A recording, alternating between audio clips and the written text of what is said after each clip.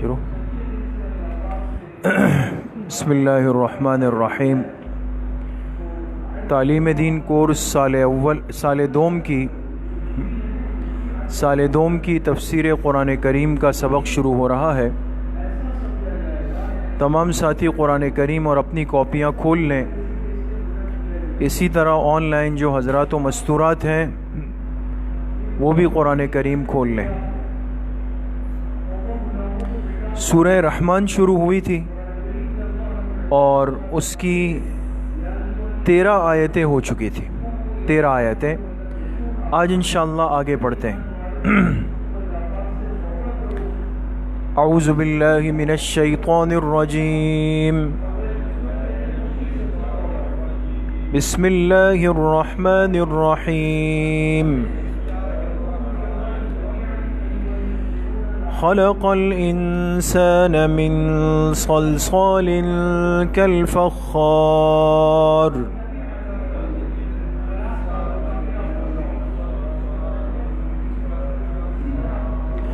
وخلق الجان من مارج من نار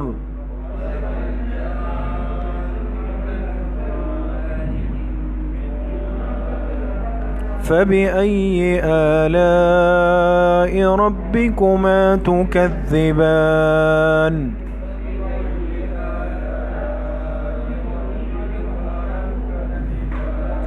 صدق اللہ العظیم۔ سورہ رحمان کی 13 آیتیں ہم پڑھ چکے ہیں، اور اللہ تعالیٰ نے اس پوری کائنات اور کائنات میں جو نعمتیں پیدا فرمائی ہیں ان کا تذکرہ فرمایا ہے۔ فرماتے ہیں خلق الانسان من صلصال کالفخار۔ ترجمہ سنیں اور لکھتے رہیں۔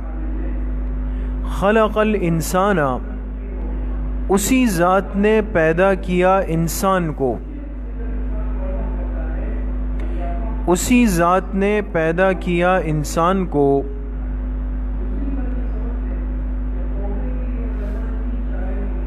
بریکٹ میں لکھیں انسان اول،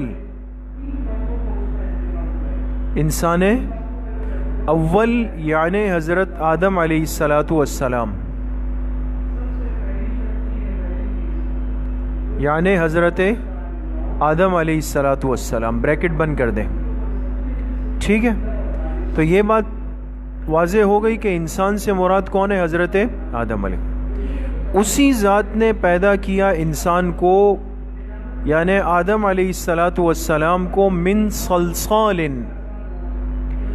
مٹی کے گارے سے، مٹی کے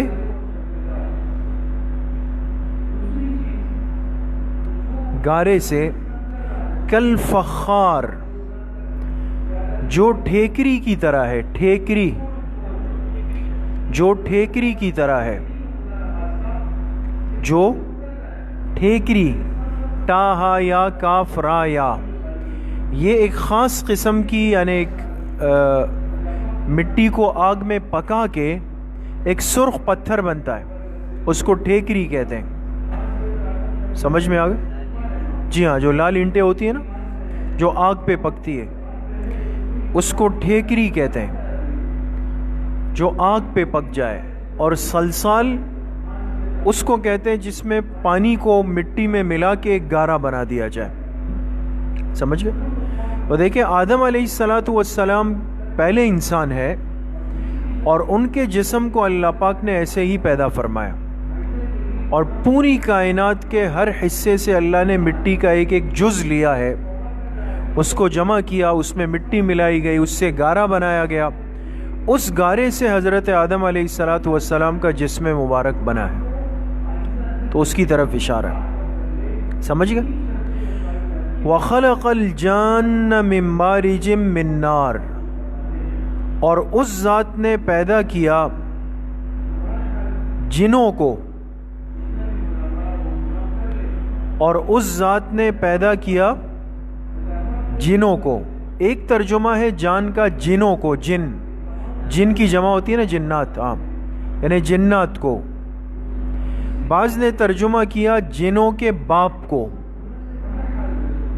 جنوں کے، جیسے پہلے تذکرہ انسانوں کے باپ کا ہوا نا، آدم علیہ السلام کا، تو وہ حضرات کہتے ہیں کہ جان سے مراد بھی جنوں کے باپ ہے. ٹھیک ہے، تو دونوں ترجمے ہو سکتے ہیں. اور اسی ذات نے پیدا کیا جنات کو یا جنات کے باپ کو. من مارج من نار، آگ کے شعلے سے، آگ کے شعلے سے. اس لیے دیکھیں انسان کے بننے میں مٹی کا بہت بڑا کردار ہے انسان کے جسم میں، اور جنات کے وجود میں آگ کا بہت بڑا کردار. سمجھ میں آ گئے؟ یہ بات سمجھ گئے دوستو؟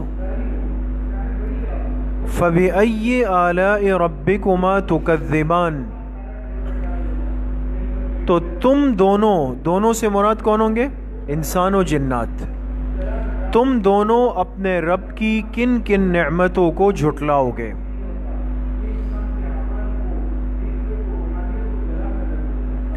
تم دونوں اپنے رب کی کن کن نعمتوں کو جھٹلاؤ گے؟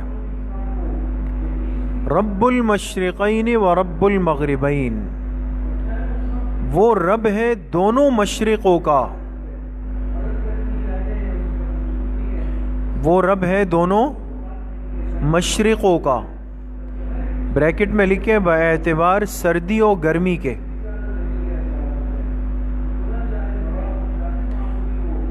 وہ رب ہے دونوں مشرقوں کا، بریکٹ میں کیا لکھا؟ باعتبار سردی و گرمی کے. کیا مطلب؟ دیکھیں مشرق سے سورج نکلتا ہے نا، لیکن فرق یہ ہے، ہم خود دیکھتے ہیں آج کل یہ سردیاں آ رہی ہے تو سورج جلدی نکلتا ہے یا دیر سے؟ آج کل سورج دیر سے نکلتا ہے نا، لیکن گرمیوں میں جلدی نکلے گا. وہ فجر 5:15 آج کل 6:10 وہ 6:45 پہ چلی جائے گی. تو دیکھیں سردی میں سورج کا مشرق الگ ہوتا ہے اور گرمی میں سورج کا مشرق الگ ہوتا ہے. اس لیے فرمایا وہ رب ہے دونوں مشرقوں کا. آپ سے اگر کوئی سوال کر لے کہ بھئی مشرق تو ایک ہی ہے دنیا میں، ایک مشرق، ایک مغرب، ایک شمال اور ایک جنوب، تو قرآن نے 2 کیوں کہا؟ بات سمجھ گئے؟ تو آپ کیا جواب دیں گے؟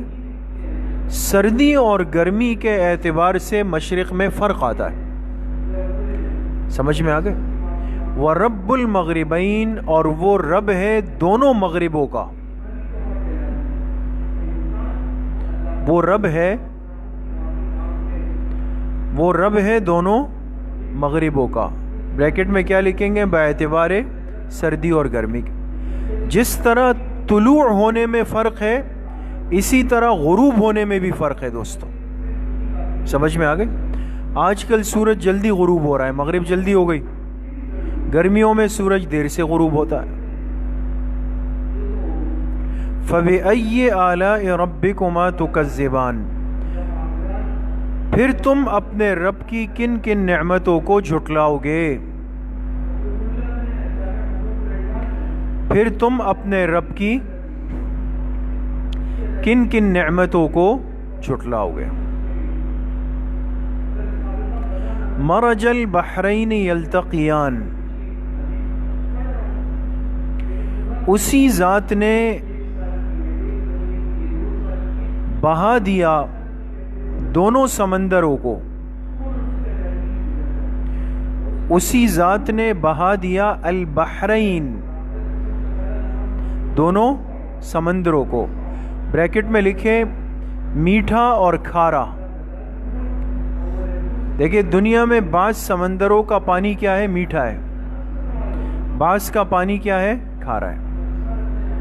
اب یہ دونوں اس دنیا میں بہہ رہے ہیں، اور کس کے حکم سے؟ اللہ کے حکم سے. وہ تو صحیح ہے، لیکن یلتقیان، جو آپس میں مل جاتے ہیں، جو آپس میں مل جاتے ہیں. اب دیکھیں نا، 2 دریا ہوتے ہیں، ایک طرف سے آ رہا ہے، ایک دوسری طرف سے بہہ رہا ہے، لیکن کہیں نہ کہیں دنیا میں اللہ پاک نے ایسی جگہ بنائی ہوتی ہے دریا آپس میں مل جاتے ہیں۔ اب ذہن کے اعتبار سے انسان سوچے تو میٹھا اور کڑوا پانی اگر مکس ہو جائے تو ذائقے میں فرق آئے گا نا، ایک نیا مکسچر بنے گا۔ لیکن اللہ کی شان دیکھیں، یہ پانی مل جاتا ہے، لیکن آپ میٹھے والے کا پیے تو وہ میٹھا ہے، پھر بھی کڑوے والے کا پیے وہ کھارا ہے اسی طرح۔ حالانکہ لیکوڈ چیز، سیال چیز جب ملائی جائے وہ لازماً مکس ہوگی، لیکن اللہ کی شان ہے کہ بڑے بڑے دریا آپس میں ایک ساتھ چل رہے ہوتے ہیں اور وہ ایک دوسرے کو پار نہیں کرتے، یہ اپنے انداز میں چل رہا ہے، وہ اپنے انداز میں چل رہا ہے۔ بینہما برزخ، ان دونوں کے درمیان ایک پردہ ہے، پردہ، ان دونوں کے درمیان ایک پردہ ہے، لا یبغیان، جس سے تجاوز نہیں کر سکتے۔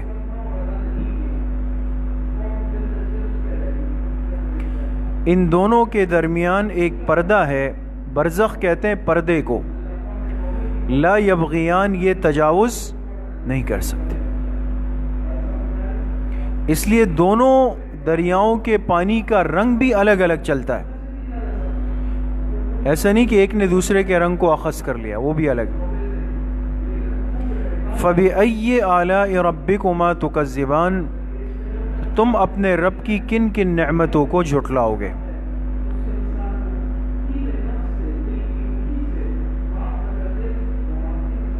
تم دونوں اپنے رب کی کن کن نعمتوں کو جھٹلاؤ گے؟ یخرج منہما اللؤلؤ والمرجان، نکلتے ہیں ان دونوں دریاؤں سے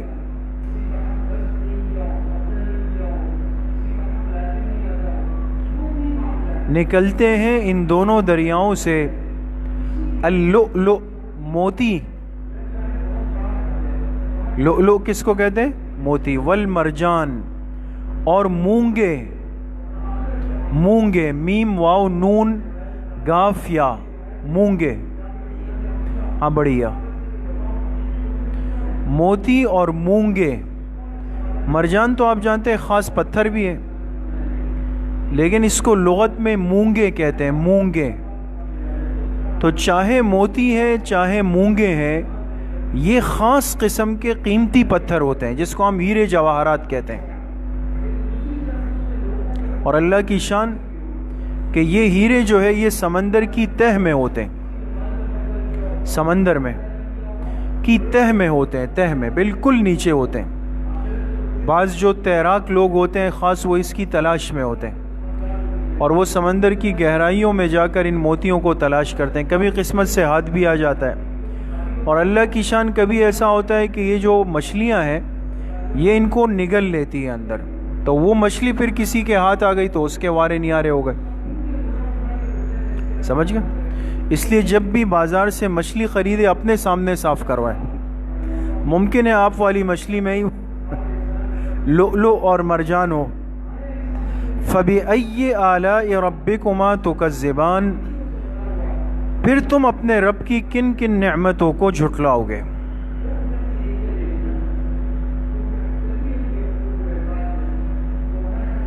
وَلَهُ الْجَوَارِ الْمُنْشَآتُ فِي الْبَحْرِ كَالْأَعْلَامِ، اور اسی کے حکم سے کھڑے ہیں، اسی کے حکم سے کھڑے ہیں جہاز سمندر میں،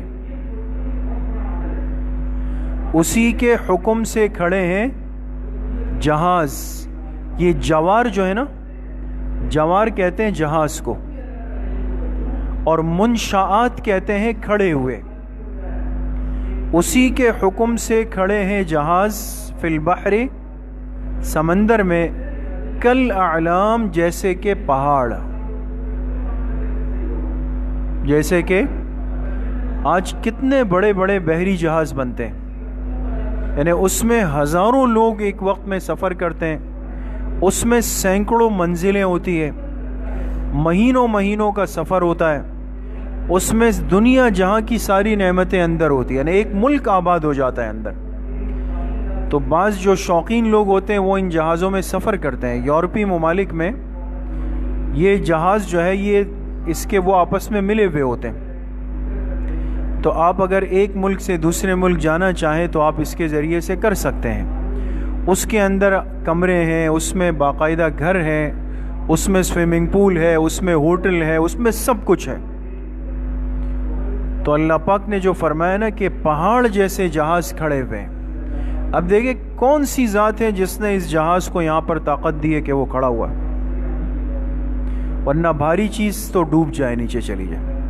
فَبِأَيِّ آلَاءِ رَبِّكُمَا تُكَذِّبَانِ، تم اپنے رب کی کن کن نعمتوں کو جھٹلاؤ گے۔ ٹھیک ہے، تو آج اتنا ہی، اس لیے کہ تھوڑی سی تعجیل ہے، اور عشاء کی نماز کے بعد ہمارے ہاں درس ہے۔ مسائل کا جو درس ہوتا ہے نا ہر منگل، نئی کتاب شروع ہو رہی ہے، یعنی ایک پچھلے منگل کو ختم ہو گئی، تو استاد صاحب باہر سے تشریف لا رہے ہیں، تو آپ ساتھیوں سے یہ بھی درخواست ہوگی کہ کوشش کریں عشاء یہیں پڑھیں، درس میں شرکت فرمائیں، مختصر درس ہوگا، دعا ہوگی، اس کے بعد ساتھی واپسی کر لیں گے۔ ٹھیک ہے، السلام علیکم۔